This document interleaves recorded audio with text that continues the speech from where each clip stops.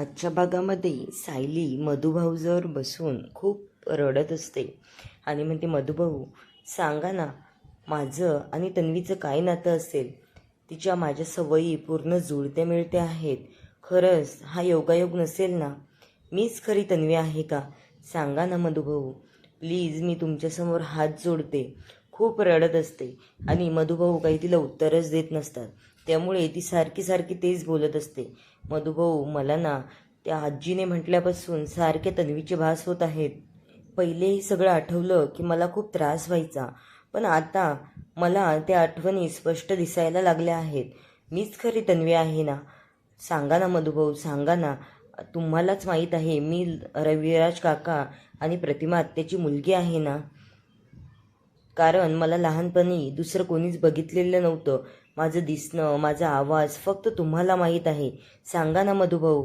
लगेच इकडे अर्जुन मीटिंगमध्ये असताना परत त्याचा गजर वाजतो आणि तो परत कुसुमला फोन करतो. आता कुसुम चिडूनच फोन उचलते आणि म्हणते, बोला काय झालंय? अर्जुन म्हणत असतो, अहो कुसुमताई, तिची ज्यूस प्यायची वेळ झालेली आहे, त्यामुळे तिला ज्यूस वगैरे व्यवस्थित वेळेवर द्या म्हणून तुम्हाला कॉल केला. ती म्हणत असते, हो देते, आणि तुलाच सारखी काळजी आहे, ठेव फोन. नंतर अर्जुन फोन ठेवतो. परत कुसुम कसं तरी चेहरा करते आणि म्हणते, काय हा विचित्र माणूस, हाच नवीन बाबा होतोय का? नंतर तो म्हणत असतो, कुसुमताई ऐका ना. नंतर तोपर्यंत कुसुमने फोन ठेवून दिलेला असतो. इकडे तो परत मीटिंगमध्ये येऊन बसतो. तेव्हा त्याचे जे कलिग असतात ते म्हणत असतात, सर तुम्ही फोन काही वेळ स्विच ऑफ करून नाही तर सायलेंटवर करता का? मधात डिस्टर्ब होत आहे. अर्जुन म्हणत असतो, हो मी समजू शकतो, पण मी फोन बंद नाही करू शकत. मी सायलेंटवर करतो हवं तर. ते काय आहे ना, माझी बायको प्रेग्नेंट आहे आणि ती खाण्यापिण्याची वेळा व्यवस्थित ठरवून ठेवलेल्या आहेत. नंतर इकडे अश्विनला कल्पनाताई समजावत असतात. तेव्हा कल्पनाताई खूप रडत असतात. म्हणत असतात, अश्विन बाळा, तू काय तुझी अवस्था करून घेतली आहे त्या मुलीसाठी आणि काय सारखा तिचा विचार करतोय? तो म्हणत असतो, मम्मा बघ ना, मी असा मुलगा आहे का ग? मी कधी असे काच वगैरे लावून घेऊ शकतो का? पण या घरात आल्याच्या नंतर मला ती मुलगी दिसते, मला तिच्यासोबतच्या आठवणी आठवतात आणि मला खूप त्रास होतो ग. बघ ना, मी तिच्यावर खूप प्रेम केलं, पण तिने फक्त माझा वापर करून घेतला आणि सारखी हसत होती मनात की मी बघ गेला कसं फालतू बनवलं आणि याच्या फक्त वापर करून घेते, त्याला तरी याला कळत नाही आहे. कल्पनाताई म्हणत असतात, हो बाळा, तुझं सगळ्या गोष्टी खऱ्या आहेत, पण आम्ही बघ बरं तिला आमच्या आयुष्यातून काढून टाकलं आहे, तसं तू पण काढून टाक ना. अश्विन म्हणत असतो, हो मम्मा, मी पण काढूनच टाकलंय. मी हॉस्पिटलमध्ये असताना मला एकदाही तिची आठवण येत नाही, पण या रूममध्ये आल्याच्या नंतर मला त्रास होतो ग. किती चांगलं वागायचो ना मी सगळ्यांसोबत. त्या मुलीने माझ्या आयुष्याचा फक्त खेळ केलाय ग, आणि आता मला खूप त्रास होतो या सगळ्या गोष्टींचा. मीच का आणि मलाच का असं झालं असेल हा प्रश्न मला पडतो. त्यामुळे ना मम्मा, मला खूप त्रास होतो. कल्पनाताई म्हणत असतात, हो बाळा, मी समजू शकते, पण तू त्रासच करून घेऊ नको, म्हणजे तुझी मनस्थिती ठिकाण्यावर राहील आणि तू खूप चांगला आहेस. तुझ्यासोबत अजून खूप चांगल्या गोष्टी होत. अर्जुनसारखा दादा तुझ्या पाठीमागे असताना सायलीसारखी वहिनी, तू कशाला काळजी करतोस? तू बिलकुल काळजी करू नकोस आणि आम्ही सगळे तुझ्यासोबत आहेत. नंतर अश्विन तिथून निघून जातो. कल्पनाताई खूप रडायला लागतात आणि म्हणतात, देवा, काय अवस्था करून ठेवली आहे माझ्या बाळाची, प्लीज या सगळ्यातून त्याला बाहेर काढ. नंतर सायली पण इकडे मधुभाऊंना विचारतच असते. मधुभाऊ इथे खूप भाव खातात, तिला लवकर सांगतच नाही. तेव्हा सायली अजून रडत असते, म्हणत असते, सांगा ना मधुभाऊ, मला या सगळ्या गोष्टींचा आता खूप त्रास होतोय. मला सांगा ना, मीच खरी तन्वी आहे का? तुमच्या एका सांगण्याने किंवा तुमच्या एका होकाराने मला माझं कुटुंब भेटू शकतं. मी ज्यांच्यासोबत लहानपणापासून राहते त्यांनाच मी माझी मुलगी आहे हे सांगताना मला खूप आनंद होईल, आणि ते पण मला लहानपणीपासून शोधत आहेत. तरी हे त्यांना जर माहीत झालं तर ते मला खूप प्रेम करतील आणि त्यांना पण खूप आनंद होईल. मधुभाऊ इथे खूपच भाव खातात आणि सांगतच नाही. सायली शेवटी उठून बाजूला जाते. तेव्हा मधुभाऊ तो त्यांच्याजवळ असलेल्या तांब्या खाली पाडतात. सायली परत म्हणत असते की, मधुभाऊ तुम्ही सांगा ना, मला थांबवताय ना? मीच खरी तन्वी आहे हे तुम्हाला सांगायचं आहे ना? सांगा ना मधुभाऊ, एकदा होकार द्या. आणि ती बाजूला जाते तेव्हा तिला ते पडण्याचा आवाज येतो आणि परत ती मागे येते आणि मधुभाऊंचा हात हातामध्ये घेते आणि म्हणत असते, मधुभाऊ तुम्ही मला थांबवताय ना, कारण मीच खरी तन्वी आहे ना. तुम्ही मला लहानपणीपासून बघितलेलं आहे. माझ्या सवयी, माझ्या सर्व गोष्टी तुम्हाला माहीत आहे. तुमच्याशिवाय हे कुणीच सांगू शकत नाही. त्यामुळे सांगा ना मधुभाऊ. आणि आता तिला थोडा होप येतो आणि मधुभाऊंजवळ येऊन बसते आणि थोडी हसायला लागते आणि म्हणते, सांगा ना मधुभाऊ, सांगा ना. आणि मधुभाऊंकडेच एकटक नजरेने बघत असते. तेव्हा मधुभाऊ तिला होकार देतात आणि म्हणत असतात, खाली डोळे करतात. तेव्हा तिला लगेच कळतं. ती म्हणत असते, मधुभाऊ बरं झालं तुम्ही होकार दिला आणि मीच खरी तन्वी आहे हे सत्य मला कळलं. आता मी हे सत्य सगळ्यांना जाऊन सांगणार. तिथे लगेच कुसुम येते. कुसुम म्हणत असते, ए सायलीबाई काय करते? अगं हे ज्यूस पिऊन घे, नाहीतर तुझा चिडका बिंबा परत चिडेल माझ्यावर. पहिलेच त्यांनी मला कॉल केला होता की वेळेच्या आधी काही द्यायचं नाही आणि नंतरही नाही. हे पहिले पिऊन घे बरं. तेव्हा सायली काहीच ऐकत नसते आणि ती म्हणत असते, हे काय सायली अशी का बसली आहे तू? सायली तिथून उठते आणि तिची पर्स घेते आणि बाहेर यायला निघते, कारण ती म्हणत असते, मला आता सगळ्यांना जाऊन सांगायचंय. आणि थोडं रडणं तिचं थांबतं आणि कुसुम तिला समजावत असते, अगं सायली अशी काय करते तू?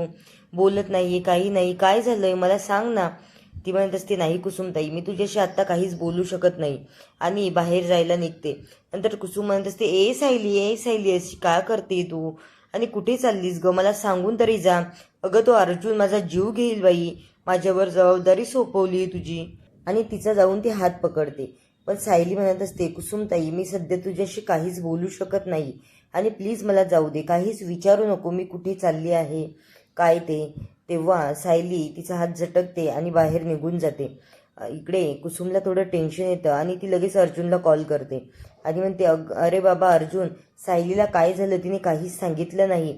मी तिला खूप थांबवलं पण ती म्हणे मला काहीच विचारू नका आणि बाहेर एकटीच गेली आहे. नंतर अर्जुनला मीटिंगमधून पण उठावं लागतं आणि तो पण इकडे तिकडे फोन लावून विचारतो की सायली कुठे गेली आहे. इकडे उन्हातान्हात सायली एकटीच जात असते.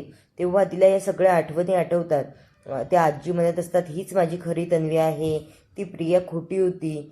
आणि ती लपवलेला चष्मा वगैरे सगळ्या सवयी तिला आठवतात की छोटी तन्वी जे करायची ते सायलीने केलेलं असतं. तेव्हा सगळ्यांना असं वाटत असतं की हीच खरी तन्वी असेल का. नंतर प्रतिमा आत्या तिच्या केसांना तेल लावून देताना तिला आठवतं. मधुभाऊ छोट्या तन्वीला खाऊ घालताना या सगळ्या आठवणी आठवून तिला खूप त्रास होतो आणि ती थोडी खाली बसते. पण परत तिला असं वाटतं, आपण जर वेळेवर घरी पोहोचलो नाही तर आपल्याला त्रास होऊ शकतो आणि ती परत चालायला लागते. तेव्हा मधात तिला एक रिक्षा सापडते, पण तिला या गोष्टींचा त्रासच होत असतो. त्यामुळे कुणीच फोन उचलत नाही. परत तो अर्जुन म्हणत असतो, सर 1 मिनिट मी फोन घेतो, अर्जंट असेल. आणि तो कुसुमताईंचा फोन घेतो. इकडे सायली फोन करत असते पण त्याचा फोन सायलेंट असल्यामुळे तो काही फोनच उचलत नाहीये. आणि सायलीला आता कळत नाही आता काय करावं आणि कुठे जावं. नंतर ती चालायला लागते. इकडे परत अस्मिताचा सीन घेतला आहे.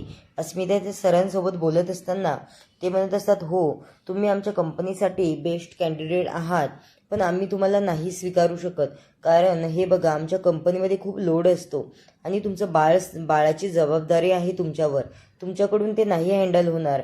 आणि आज बघा एका दिवसासाठी तुम्ही बाळ घरी ठेवू शकला नाही आणि असं जर एखाद दिवशी झालं तर आम्हाला मॅनेजरशी बोलणे खावे लागतात, त्यामुळे आम्ही तुम्हाला नाही घेऊ शकत. अस्मिता म्हणत असते, नाही मी करेल ना मॅनेज, आणि माझ्या घरचे खूप जण आहेत पण ते मला इंटरव्ह्यूसाठी नाही म्हणतील, म्हणून मी बाळाला सोबत घेऊन आली आहे आणि ते नंतर सांभाळतील माझ्या बाळाला, तुम्ही त्याची काळजीच करू नका. पण ती सर म्हणत असतात, नाही असं एवढं छोटं बाळ असताना तुमच्याकडून ते. अस्मिता खूप चिडचिड करते आणि म्हणते, नाही ना प्लीज. पण ते सर तिचा रिझ्यूम परत देऊन टाकतात आणि म्हणतात, तुम्ही घरी जा, तुमचं बाळ थोडं मोठं होऊ द्या आणि नंतर या. नंतर अस्मिता बाळाला घेऊन निघून जाते तिथून. इकडे सायली उन्हातान्हात एकटीच फिरत असते. तेव्हा एक रिक्षा येते आणि ती रिक्षात बसते. नंतर ती प्रतिमा आत्याच्या घरी सोडवायला सांगते. पण अर्जुनला तोपर्यंत खूप टेन्शन आलेलं असतं की सायलीचे खूप मिस कॉल आहेत, कुसुमताईंचे पण खूप कॉल आलेले आहेत. तो पहिले कुसुमला फोन करतो. तेव्हा कुसुम सांगते, अरे बाबा हे बघ, तुझी बायको ना एकटीच निघून गेली आहे. मला तिने काही सांगितलं पण नाही. उगाच तू माझ्यावर चिडेल. मी तिला म्हणत होते की अगं बाई एकटी जाऊ नकोस, आणि ती कुठे गेली हे पण सांगून नाही गेली. आता अर्जुनला खूप टेन्शन आलंय. ही एकटी का गेली असेल? ही कधीच असं करत नाही, आणि अशी का वागली असेल? कुसुमताई त्याला रडवेला चेहरा करूनच बोलत असतात आणि म्हणतात, माझी काहीच गलती नाही आहे. तिला कुणीच काही बोललं नाही आश्रमामध्ये, पण ती अशी अचानक निघून गेली. मला काहीच समजत नाही आहे बाबा. बघ तू तिला शोधता येईल लवकर तर. अर्जुन म्हणत असतो, बरं कुसुमताई, पण तुम्ही का जाऊ दिलं? थांबा आता बघतो मी. फोन करतो आणि तो घरी फोन लावतो. तेव्हा तो म्हणत असतो, मम्मा सायली आली का ग घरी?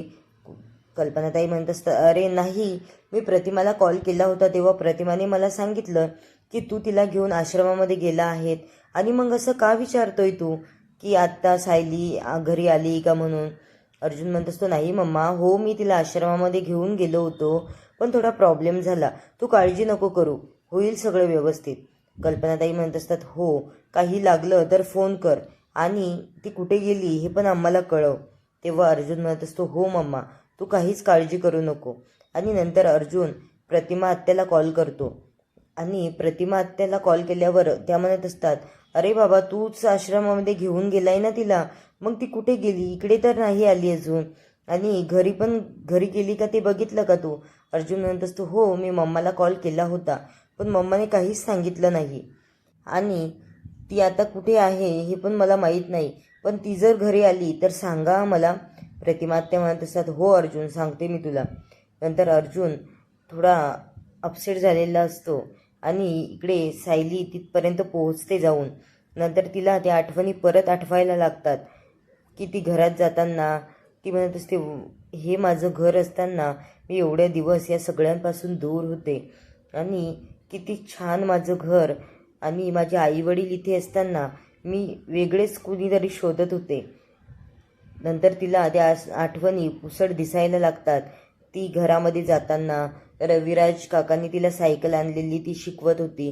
ती म्हणत असते, अरे वा बाबा, मला अशीच सायकल हवी होती, आणि तू मला तशीच सायकल घेऊन दिली. आणि ते खेळवत असतात.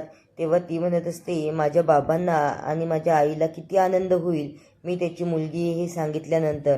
इकडे अर्जुन ती फाईल वगैरे घेऊन बाहेर येतो गेटच्या, आणि परत प्रतिमा आत्याला फोन करतो. तेव्हा फोनवर बोलत असताना प्रतिमा आत्या त्याला म्हणतात, अरे काय, तू तर तिला आश्रमामध्ये घेऊन गेला होता ना? ते म्हणत असतो, हो आत्या, पण मी तिला तिथेच राहायला सांगितलं होतं, पण कुसुमताईंचा फोन आला होता, आणि त्या म्हणत होत्या की सायली अचानक निघून गेली, पण ती कुठे गेली हे त्यांना पण सांगून नाही गेली. असं ती कधी करत नाही, ती नेहमी जाताना सांगत असते कोणाला तरी. नंतर प्रतिमा आत्या म्हणतात, अरे काळजी करू नको, होईल व्यवस्थित. नंतर सायली दारावर येते, आणि प्रतिमा आत्याकडे एकटक नजरेने बघत असते, खूप मायेने, कारण तिची आई हे तिला कळलंय. नंतर प्रतिमा आत्या म्हणत असतात, अरे बाळा, आली सायली इकडे, काळजी करू नको. तेव्हा अर्जुनच्या जीवात जीव येतो, आणि म्हणतो, हो का, बरं झालं, ती घरी तरी पोहोचली, आता मला टेन्शन नाही आहे. पण द्या बरं तिच्याकडे फोन, एकदा मी सांगतोच तिला. प्रतिमा आत्या म्हणत असतात, नाही आता नाही दे, ती पण थकून आलेली वाटते, आणि तू पण थोडा चिडलेला आहेस, तू नंतर बोल तिच्यासोबत. आणि त्या म्हणत असतात, अरे सायली बाळा, अशी का बघतीये? नंतर सुमन म्हणत असते, काय झालंय सायलीला, अशी का एकटक नजरेने बघतीये? आणि ते बोलत असताना सायली काहीच बोलत नसते, आणि ती खूप मायेने प्रेमाने प्रतिमा आत्याकडे बघत असते, आणि प्रतिमा आत्याच्या गालाला हात लावून असं म्हणत असते. तिला असं बोलायचं असतं पण काहीच बोलत नसते, आणि मनातच म्हणते, तुम्हीच माझी आई आहात ना, आणि माझ्या आईपासून मी एवढे दिवस दूर होते, आता सुमनला आणि कुणालाच कळत नाही ही अशी का वागते. नंतर इथेच त्यांनी हा भाग संपवला आहे. पुढील भागामध्ये सायली मनातच बोलते आणि तिला चक्कर येते. नंतर इकडे सचिन तो प्रियाचा पत्र घेतो आणि म्हणतो, अस्मिताला आता तुला हे पत्र बघूनच कळेल की मी काय काय करू शकतो तुम्हाला बदनाम करण्यासाठी. इकडे अर्जुन थोडा टेन्शनमध्ये असतो.